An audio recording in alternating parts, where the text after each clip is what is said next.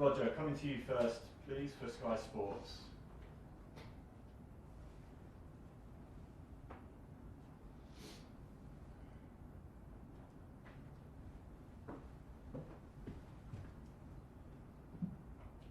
Fire away, Roger.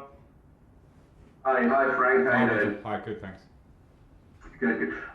First of all, we'll be asking everyone today the sad news that Gerard Houllier has passed away. Just your response. You'll have come across his team during your playing career.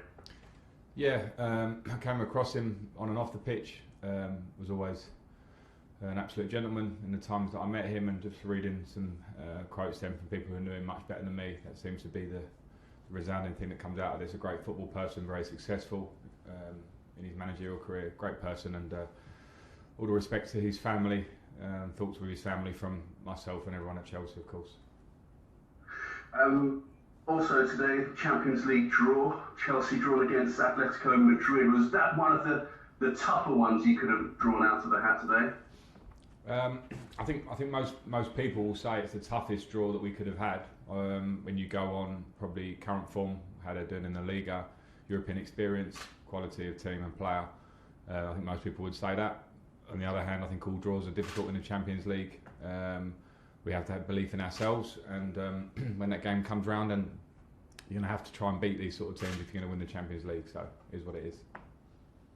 And you say, because some people might be surprised to hear you say that they're the toughest ones you could have got. You genuinely feel like no, I'm not saying. I'm saying I think any draw will be tough. I just think if you look at I think they're top of the Liga, and when you look at the batch of teams, when I talk about, as I say, I watched them knock Liverpool out last year.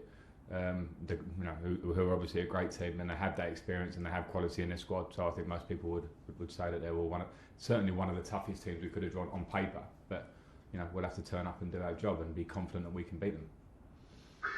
Before that, we've got plenty of league matches to think about, including Wolves coming up next. You've been on such a fantastic run until a defeat at the weekend.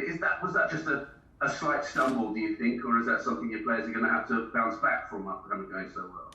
Yeah, well, both of those. I think I think the Premier League is unforgiving. We saw that with different results over the weekend. We see it pretty much every weekend or every match day. We want our top level on Saturday, and we got beaten. That's it. We've been on a really long unbeaten run, playing some really good football as well as winning games, and we dropped our level for a game. So yeah, it's absolutely on us to pick it up again straight away. Was it a matter of you just dropping your level? Do you look at your performance of the weekend and think, yeah, we didn't match up to what we've been doing in the last few weeks or so? Yeah, we've been playing well, and I'm not the one that always sits here and says that, because I know that the next game is always the most important one. But we've been playing well and getting results with that, and moving in the direction we want. But this is the Premier League, as I say. You don't go to these clubs like Everton and expect anything, and we didn't quite perform, and we lost the game. Let's come to you, Moose.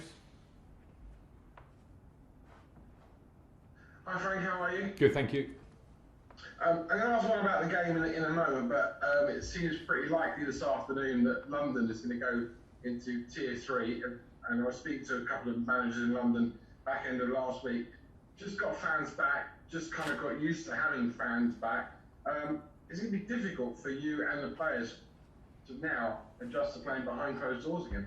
Yeah, I think if it comes in, Moose, I think it will be, and I'm slightly disappointed. Even though we're in Tier 2 and we've had fans in for a game already, I did feel that it should have been a level playing field for fans. If some clubs can have them and some can't. We've seen, I think already, or felt it on the pitch, the backing that they give you and what it does to the game. I think that should be pretty level. I also think that we can, I'm not telling the government what to do, but control 2,000 fans coming into a stadium if they're coming from within that tier or whatever, however they want to do that, to keep things moving along. So it's unfortunate, to say the least. Do you think, just off the back of that follow-up, do you think maybe football should be exempt? I'm not, again, like you, I'm not trying to tell the government what to do, but do you think there's a case to argue? Let's get it right. We are making it up as we go along, and that's not to sound critical. That's just a fact that we've never been in this position before. And I think when you're talking about can you control the situation, if clubs can control it, I think they've shown it so far that they can. So I would like to have thought that there could be something done to make it exempt where we can get that 2,000 number in. But again, that goes above my station. I'm just saying what I think. Yeah, you and me will never be Prime Minister, Frank. Well, you might. I don't want to be, don't worry. The last one then on the game. I mean, if you're in the middle of a very busy schedule, which includes the Christmas games, Boxing Day going into New Year, how important now off the back of the weekend is it to stay in the race? None of the top teams bar Leicester won at the weekend. It's just important over the next month, isn't it, to stay in the race? Yeah, definitely. And as I kept saying when people were sort of touting us for title contenders after the Leeds game particularly, I think I felt it's a long race to win a Premier League. I did it as a player. I understand lots of elements of it, and there are lots of difficult moments, and one of those is losing a game and trying to bounce back from it very quickly, which is what we need to do, and to sustain performance and sustain results over a period of time, and particularly a busy period of time like Christmas. So yeah, it's on us to try and do that. Go to Olivia at PLP. Hi, Frank. Hi. What's the update on Christian Pulisic? Obviously he was left out of the squad. Is he going to be in the squad or even in contention to start against Wolves tomorrow? Yeah, he was out of the squad for injury, so he was struggling with his hamstring at the weekend.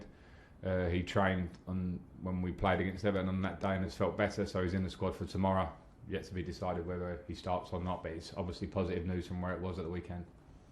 Perfect. And you've been playing 4-3-3 and it's been working really well, and the balance of the team's been really nice. With Ziyech and Hudson-Odoi both being out, are you considering a different formation almost to get better of the players that are available to you? I'm not in the short term, no. I think we've been playing very well. Of course, as you say, Hakim Ziyech has certainly been very pivotal when he's been playing, and Callum, when he's played, has done well. And all of a sudden, we're very short on wingers. But we have capabilities to still play. It wasn't the formation that we didn't get right at the weekend. It was actually the way we executed it, which we have players that can definitely comfortably do that. So we just need to improve on the weekend. And let's finish this section with you, Liam. Hi, Frank. Hi. Just to follow up on Olivia's question, with the wingers out, I know you said Pulisic's coming back. Is it a little bit harder to get the kind of creation in this team that you've had to such a healthy degree in the last few weeks? And do you maybe need other players in other positions to step up and assume that creative responsibility?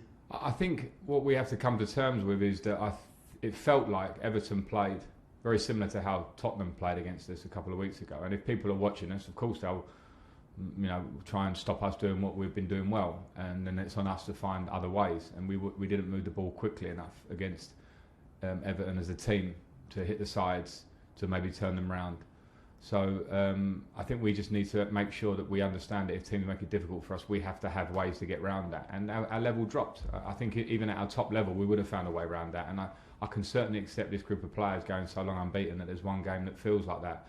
And we can't really make the excuse of not having the wingers. It's unfortunate in the short term. As I said before, I think we have players capable of playing in those areas. So I don't want to hang on that one, and hopefully the wingers are all back soon anyway. Okay, that finishes the broadcast section. Let's move to written